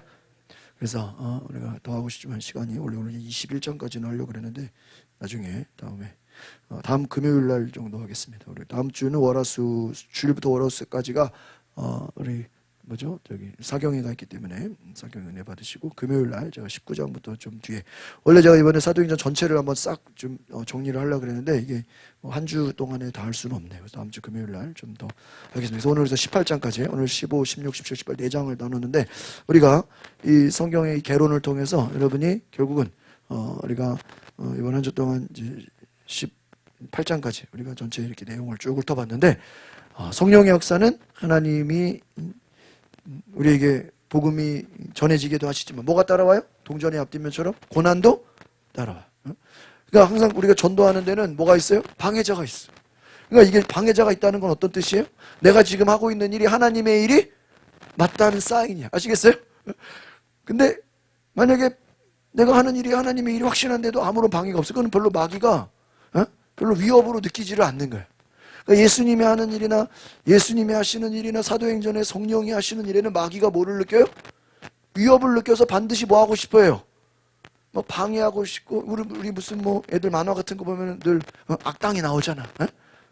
그죠? 애들 무슨 뭐 애들 만화나 무슨 그런 거 보면 꼭 악당 있잖아요. 무슨 미국 영화 같은 거 봐도 나쁜 사람들 있잖아요. 그거 다 영적인 거예요. 우리가 하나님의 일을 하는 데 있어서는 꼭 방해자가 있어요. 근데 이방인이 아니고 누구야? 유대인이야. 같은 민족이야. 죽에다가 쫓아다니고 막. 그러니까 바울이 얼마나 힘들었겠어요. 그러나 하나님은 그러한 악한 자들이 있지만 또 하나님은 예비하신 또 디모데, 실라, 또 브리스길라, 아굴라 같은 동역자들도 어떻게 해요? 붙여주죠. 또 수많은 사람들이 또 바울의 말씀을 따라요, 안 따라요? 따르게 되죠. 오늘 그것을 볼 때 우리가 정말 하나님의 역사는 고난과 박해 속에서도 끝까지 우리가 믿음으로 나아가는 것이죠. 그러니까 여러분, 우리가 전도를 포기하지 말아야 될 이유는 뭐예요? 모든 사람이 10명 전했다고 10명이 다 예수 믿는 게 아니다. 그 중에 2-3명만 믿어도, 1명만 믿어도 뭐예요? 성공한 거다. 아시겠습니까? 근데 우리는 실패한 것만 생각해. 아니에요. 그리고 바울이 말을 얼마나 잘하고 예수님이 얼마나 설교를 잘했고 베드로가 얼마나 그래도 모든 사람이 예수를 믿는 게 아니라는 거. 오늘 우리가 이것을 깨닫고 우상 숭배와 악한 어둠 속에서도 우리가 끝까지 복음을 전해서 정말 바울과 같은 놀라운 하나님의 역사가 일어나길 바랍니다. 그래서 제가 이렇게 생각을 해보면 하나님이 어떤 사람을 쓰시냐? 하나님 어떤 사람 쓰시냐? 알려드릴게요. 오늘 이걸 정리. 하나님이 쓰시는 사람은 주어진 임무에 끝까지 될 때까지 끈질기게 임무를 이루는 성실한 사람을 사용하신다. 우리 홍기 집사 성실하죠? 한번 일을 맡기면 밤을 새서라도 해요. 지금까지 홍기 집사가 일을 맡겨서 못한 게 하나도 없어요. 끝까지 밤을 새서라도 임무를 완성. 그리고 하나님은요, 우리에게 그런 일을 주시면, 미션을 주시면 뭐 할 때까지? 될 때까지. 될 때까지. 이 믿음이 없는 사람은 좀 하다가 안 되면 뭐 해버려요? 포기해버려. 에이씨, 사탄이 방해하네. 누가 괴롭히네. 막 오해받고 막 감옥에 들어가고. 그러니까 하나님이 왜 바울을 굳이, 예수님의 제자들도 12명이나 되는데 왜 굳이 바울을 생뚱맞게 택해가지고 그를 불러서 예수님 제자도 아닌 사람을 불러가지고 왜 세계 선교를 이뤘어요? 바울은 어떤 사람이에요? 맡겨진 일에 고난을 무릅쓰고 끝까지 뭐예요? 될 때까지 미션을 뭐예요? 완수하는 사람. 예수님 제자들보다 더 많은 일을 하잖아. 그러니까요, 하나님은 바울과 같은 사람을 찾으신다. 할렐루야. 뭔가 일을 맡겨서 그 일을 뭐 할 사람? 이루는 사람. 끝까지. 뭐 할 때까지? 될 때까지. 우리가 그런 끈질긴 인내가 있으시기를 바랍니다. 그래서 베드로도 그렇고 바울도 그렇고 정말 스테반도 그렇고 우리가 맡겨진 사명을 끝까지 하나님의 사명을 감당하는 저 여러분 되시기를 바랍니다. 우리 시간에 같이 기도하실 때 하나님 우리에게 놀라운 은혜를 주옵소서. 하나님, 우리도 바울과 같이 어려움과 고난 속에서도 믿음으로 승리하게 하옵소서. 우리 다 같이 두 손을 높이 들고 주여 한 부르고 우리 뒤에 불 꺼주시고 동성으로 10분 이상 기도하겠습니다. 주여, 성령님, 주여, 오늘 우리에게 성령을 부어주옵소서. 아버지 하나님, 우리에게 믿음의 역사를 나타내 주옵소서. 주여, 오늘 사도행전 15장부터 18장까지의 내용을 통해서 하나님 복음은 끊임없이 전해지고 끊임없이 확대되고 끊임없이 더 많은 사람들에게 더 많은 사람들에게 하나님의 능력이 나타남을 보게 고난이 있고 어려움이 있고 하나님 아버지요 우리에게 위기가 있다 하지 끝까지 복음을 전하게 하시고 맡겨진 사명에 죽기까지 충성하여 성실함으로 될 때까지 하나님의 일을 이루는 놀라운 역사가 있게 하여 주시고 우리 성도들 하나님 주신 일에 끝까지 하나님 사명을 감당하는 주의 종들 되게 하여 주옵소서. 오늘 하나님 바울을 통해 하나님 놀라운 복음의 역사가 증거된 것처럼 아버지 우리에게 성실함을 주옵소서. 낙심하지 않게 하시고 중간에 멈추지 않게 하여 주시고 끝까지 복음을 전하게 하여 주옵소서. 내게 주신 사명을 하나님 온전히 완수하였으되 주여 주여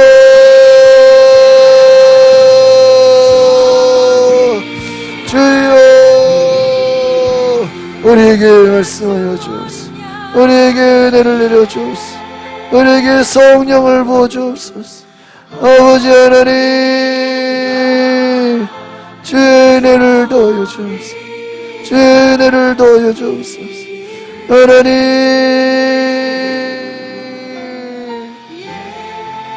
주여 주여 예수님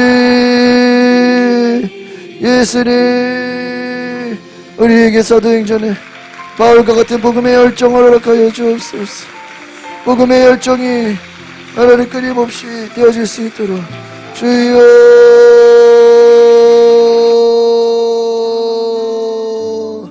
주여 너를 써주옵소서.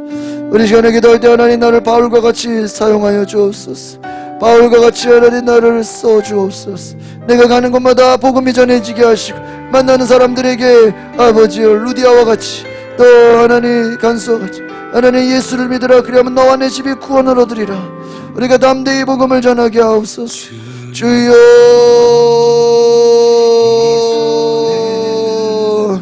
주여 우리에게 복음의 능력을 주옵소서. 성령을 부어 주옵소서. 예수님 주여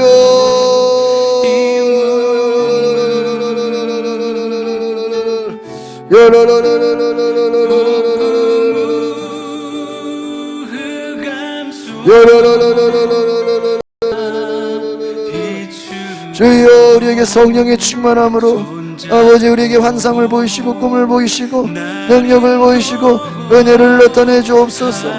주여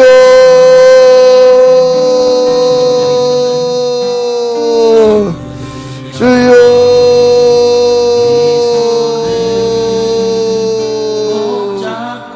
주여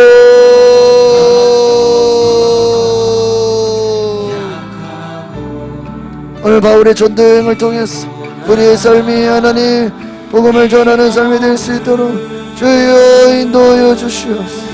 주여 너와 내 집이 구원을 받으리라. 너와 내 집이 구원을 받으리라.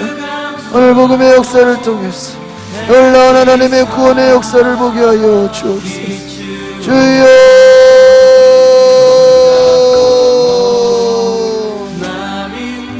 주여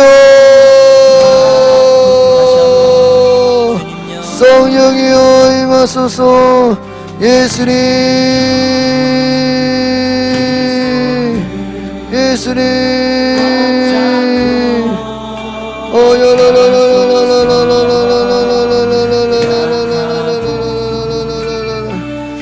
주여 우리에게도 동역자를 주옵소서. 루디아와 같은 동역자를 주옵소서. 루디아와 같은 동역자를 주옵소서. 아버지 브리스길라 아굴라 같은 동역자를 붙여주옵소서. 디모데와 실라와 같은 동역자를 보내주옵소서. 우리가 복음 전하는 일에 수많은 동역자를 보내주옵소서. 하나님의 거룩한 역사가 나타나게 하여 주옵소서. 주여 주여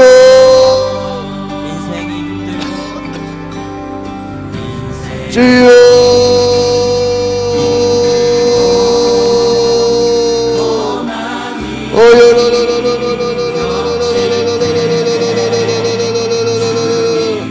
담대히 복음을 전하게 하옵소서. 담대히 복음을 전하게 하여 주옵소서. 주여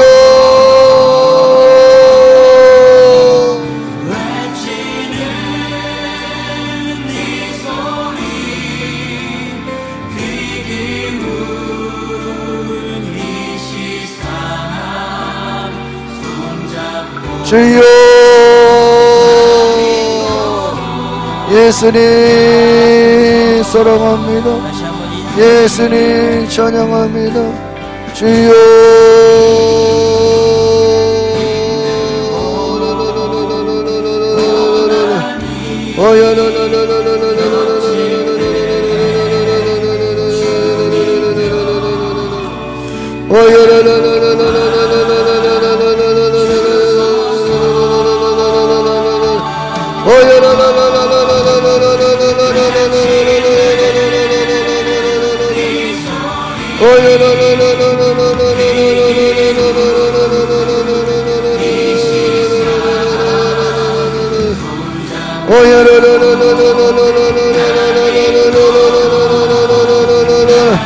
주여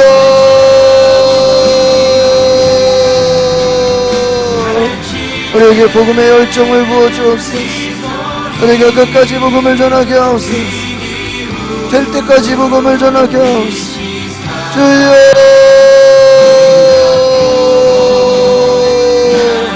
주여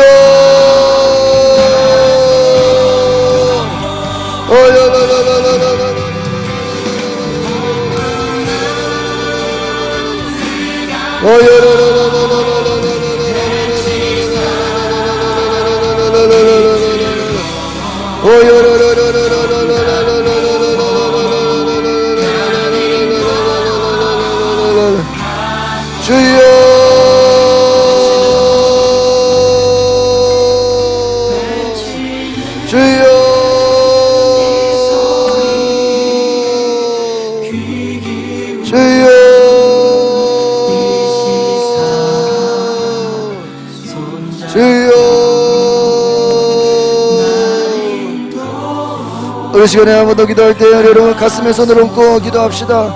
한번 따라합시다. 주여 나에게도 성령의 권능을 주옵소서. 주여 나에게 성령의 능력을 주옵소서. 어느 시간 우리가 기도할 때 하나님 성령의 능력으로 귀신이 떠나가게 하여 주시고 병든 자들이 고침받게 하여 주시고 여러분 우리가 복음을 전할 때 말로만이 아니라 능력이 나타나도록 여러분이 기도할 때 병든 자가 고침받고 그 속에 괴롭히는 어둠의 악한 영들이 떠나가고 무당 속에 있는 그 귀신이 떠나간 것처럼 바울이 복음을 전할 때 능력이 나타난 것처럼 베드로가 복음을 전할 때 능력이 나타난 것처럼 우리가 복음을 전할 때 능력이 나타나게 하옵소서. 아버지여 복음의 능력이 나타나게 해달라고 성령의 능력이 나타나게 해달라고 기도하겠습니다. 주여 주여 치유의 능력이 나타나게 하여 주소서. 귀신이 떠나가게 하여 주옵소서. 새 역사가 일어나게 하여 주옵소서. 주여 하나님 놀라운 역사가 나타나게 하여 주옵소서. 주여 주여 예수님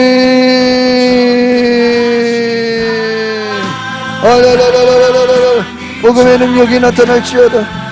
주여 우리 성도들이 기도할 때 귀신이 떠나가고 병든 자가 고침받고 기적의 역사가 일어날지어다. 기적의 역사가 일어날지어다. 기적의 역사가 일어날지어다. 문제가 해결될지어다. 하나님의 나라가 확장될지어다. 주여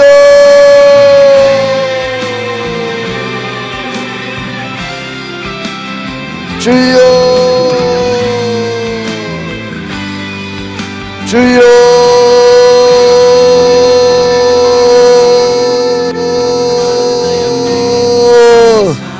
주여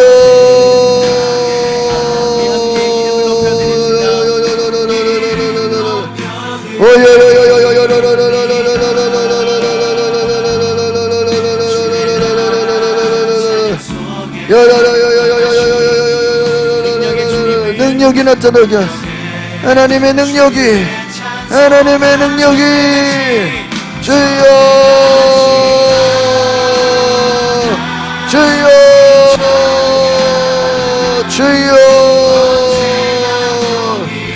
주여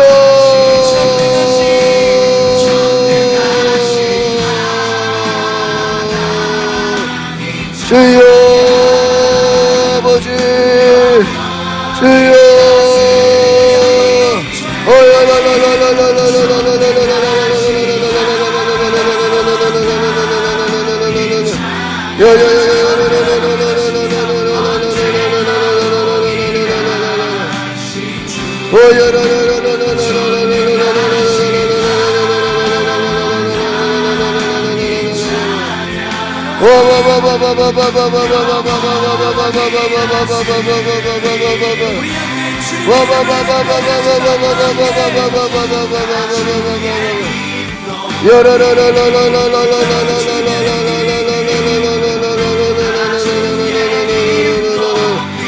주여 주여 성령으로 성령으로 성령으로 주여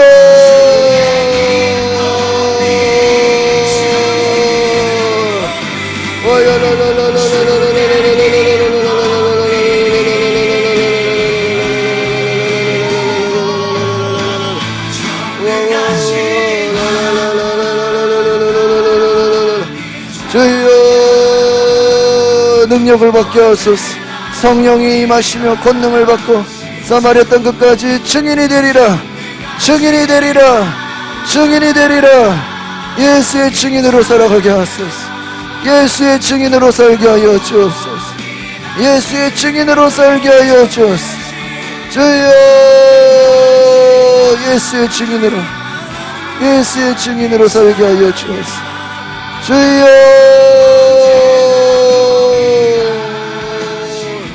예수님 할렐루야 할렐루야. 주님 사랑합니다. 아멘.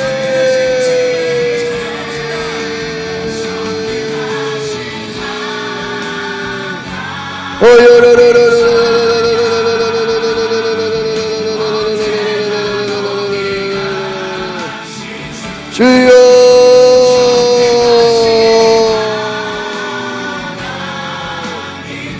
주여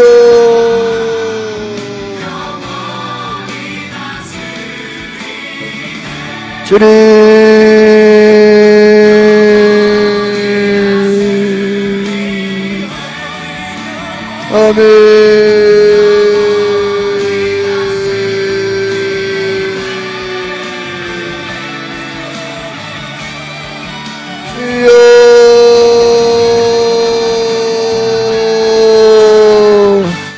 하나님 감사합니다. 우리가 한 주 동안 사도행전 1장부터 19장까지 18장까지 묵상하면서 하나님 그 속에 성령의 역사가 우리 삶에 이루어지게 하시고 한 주 동안 우리가 기도하며 하나님 묵상하며 나아갈 때 하나님의 놀라운 역사가 우리에게도 나타나게 하옵소서. 우리에게 주신 맡겨진 사명을 사도 바울처럼 정말 그 베드로처럼 내게 주신 사명을 온전히 감당할 수 있는 하나님의 거룩한 귀한 종들 되게 하옵소서. 한 주 동안 우리가 오늘 이번 사도행전을 통해서 우리 1년 동안 올 한 해가 하나님의 놀라운 기적을 경험하는 기적의 역사, 하나님의 권능이 나타나는 놀라운 복음의 역사가 임하게 하옵소서. 감사와 찬양을 드리며 예수 그리스도의 이름으로 기도하옵나이다. 아멘.